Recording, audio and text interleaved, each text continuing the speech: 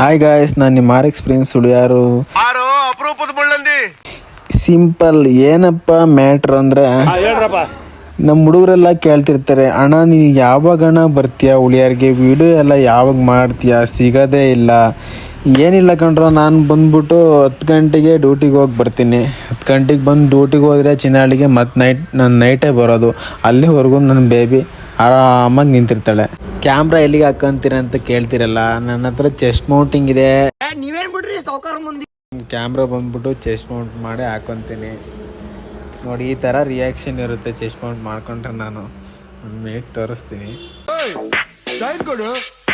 Ready ಆಗಬೇಕಲ್ವಾ?